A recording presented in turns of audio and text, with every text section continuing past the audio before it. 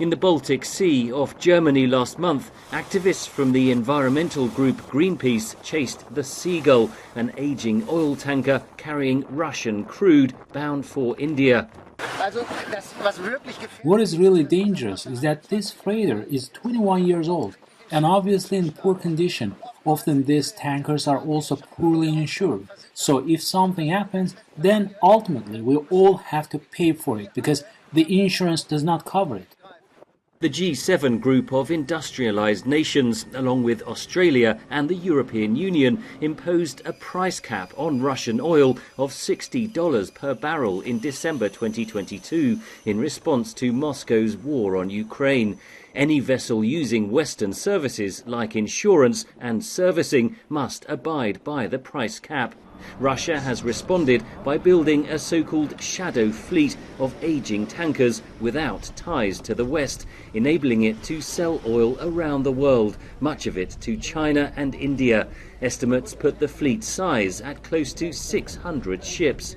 Western countries have imposed sanctions on the shipping companies or on individual ships. But a Kyiv School of Economics report published this month says the shadow fleet is growing and now transports up to 70% of Russia's seaborne oil.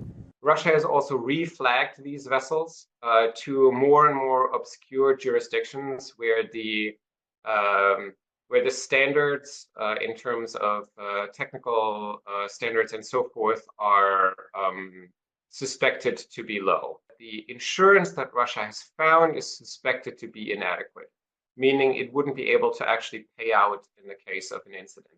And we've already had several close calls.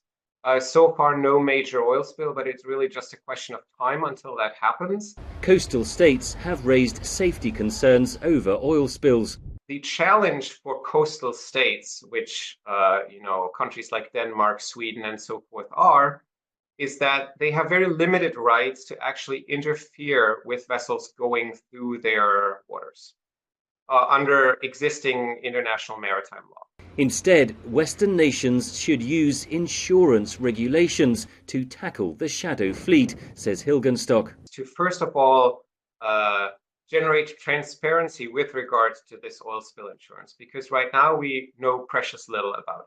If a vessel refuses to provide this information, or if it's not adequately insured, then it should be sanctioned and basically removed from commercial operations. Britain this month imposed sanctions on a further 18 shadow fleet tankers, bringing the total number of sanctioned vessels to 43. The Kremlin said the move showed that, in its words, Russia's status as a reliable energy supplier did not suit London. Henry Ridgwell, VOA News.